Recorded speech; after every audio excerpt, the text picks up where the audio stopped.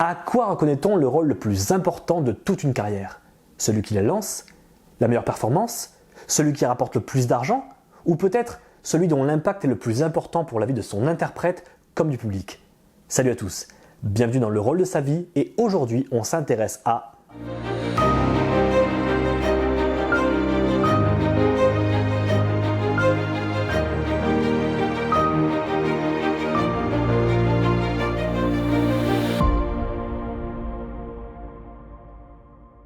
Jean Dujardin naît le 19 juin 1972 à Rueil-Malmaison, en région parisienne.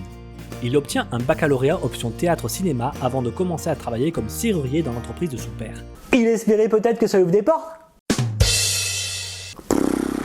C'est pendant son service militaire que sa vocation pour la comédie se révèle. Il plaque tout, s'installe à Paris et commence à jouer dans les bars et petits théâtres. En 1994, au Café-Théâtre du Carré Blanc, il rencontre plusieurs autres comédiens. Emmanuel Jouclin, Éric Collado, Éric Massot et Bruno Salomon. Ensemble, ils forment la troupe du Carré Blanc. La troupe se fera repérer en 1997 par Patrick Sébastien qui les fera jouer dans ses émissions Étonnant et drôle et Fiesta. Cette même année, Jean participe à l'émission Graines de Star, émission très populaire sur M6 qui a révélé bon nombre d'artistes et dont il remporte 3 fois la catégorie Graines d'humoriste, notamment grâce à son personnage original de surfeur blond, surfant à la fois sur son nouveau succès et celui de la troupe du Carré Blanc, rebaptisé Les Nous c'est Nous, en référence à leur single parodique des boys bands.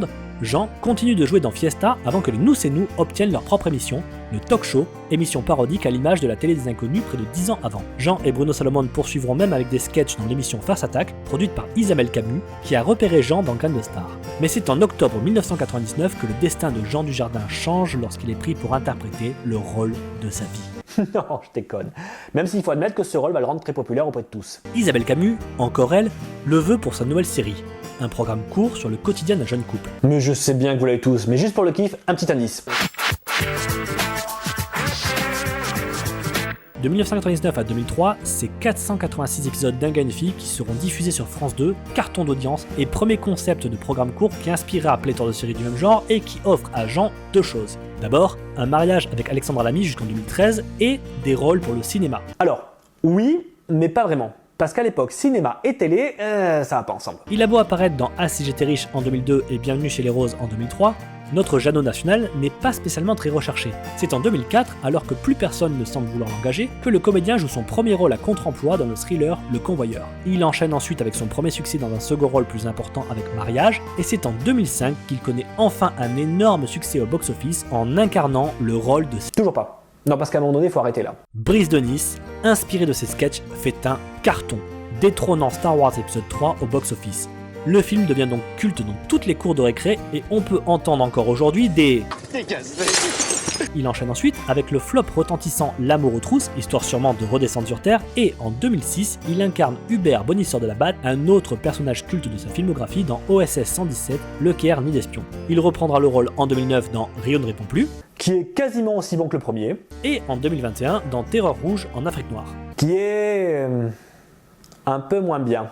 En 2007, Jean Dujardin est un acteur bankable et convoité. Il en profite alors pour explorer de nouveaux registres avec le thriller Contre-enquête, que je vous conseille les yeux fermés, parce qu'il est excellent, sûrement un de mes rôles préférés de Jean Dujardin. Et 99 francs, un film barré que je vous conseille aussi pour certaines scènes et dialogues très sympas, film adapté du livre éponyme de Frédéric Beigbeder. Il poursuit avec Un homme et son chien en 2008 et le très oubliable Lucky Luke en 2009, réalisé par James Hutt, qui avait mis en scène Brice de Nice. 2010 lui permet encore de côtoyer de nouveaux genres de films avec Les Petits Mouchoirs, où il tient un petit rôle pour son pote Guillaume Canet, Le bruit des glaçons de Bertrand Blier où il incarne un homme recevant la visite de son cancer et Un balcon sur la mer, très beau drame mis en scène par Nicole Garcia qui saura montrer à la caméra l'étendue du talent de Jean.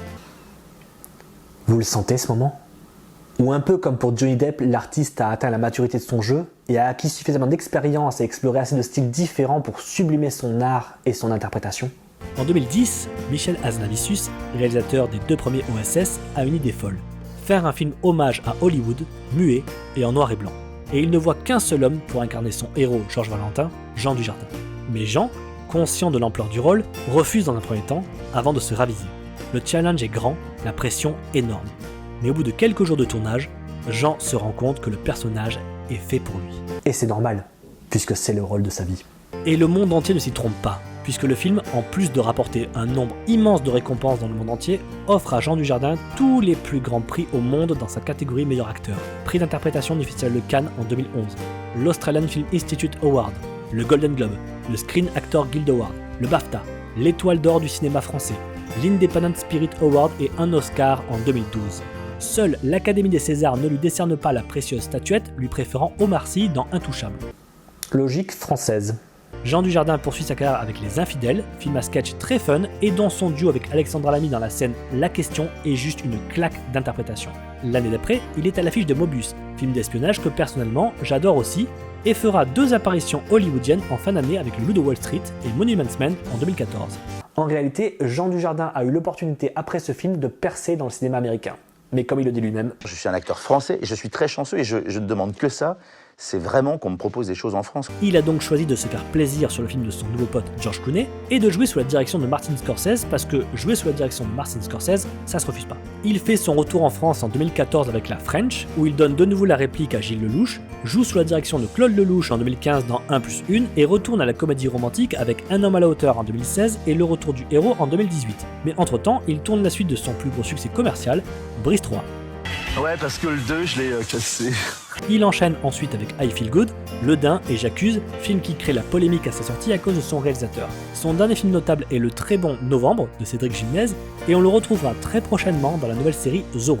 Donc, une carrière très hétéroclite pour un homme qui a toujours adoré se déguiser derrière des costumes pour incarner des rôles aussi différents que possible. Mais alors, pourquoi The Artist est le rôle de sa vie ? je trouve Jean Dujardin parfait dans ce rôle. Mais vraiment parfait. Parce que Jean Dujardin, déjà, c'est un acteur très expressif qui met tout son corps au service de son art. N'importe quel comédien s'appuie naturellement sur son dialogue pour transmettre une émotion. Parce qu'en plus du texte, l'intonation qu'on va lui donner est un élément capital pour transmettre les émotions. Émotions comme la colère, la douceur ou le drame. Et retirer le texte, c'est donc couper une partie de l'intention de l'acteur. Mais pour Jean, c'est différent. Et si cet aspect d'interprétation lui faisait peur au début, force est de constater qu'il a su trouver les ressources pour sublimer son jeu et donner vie à Georges Valentin. Ici, nul besoin de texte. Tout se lit dans son regard, son sourire, ses mouvements. Son corps transpire le rôle, alternant entre cabotinage et dramaturgie. Le tout avec la subtilité nécessaire pour plonger avec lui dans son histoire et ressentir ses émotions. Jean Dujardin atteint le paroxysme de son jeu. Aucune fausse note ne le trahit. Il nous captive parce qu'il crève l'écran.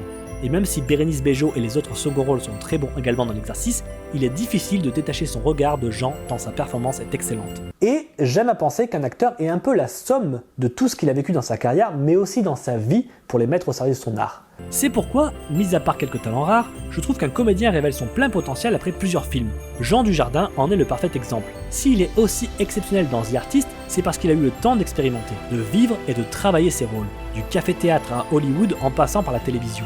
De la comédie au tragique en passant par le drame intimiste et le thriller. S'il est aussi drôle et cabotin dans The Artist, c'est parce qu'il a appris à faire le pitre sur la scène des cafés-théâtres. S'il nous donne envie de pleurer, c'est parce qu'il a travaillé sur des films comme Contre-enquête ou Un balcon sur la mer. Mais surtout, il a acquis suffisamment d'expérience pour avoir confiance en son instinct et savoir quand puiser dans ses ressources et quand lâcher prise et se laisser aller dans le rôle. Et de ce fait, il le rend authentique, s'effaçant derrière son personnage, Jean Dujardin et Georges Valentin. Voilà, si vous avez aimé cette vidéo, comme d'habitude, like, partage, abo, cloche, n'hésitez pas à me suggérer en commentaire le nom d'un acteur ou d'une actrice que vous voudriez que je traite, et nous on se retrouve très prochainement pour un prochain numéro. Salut!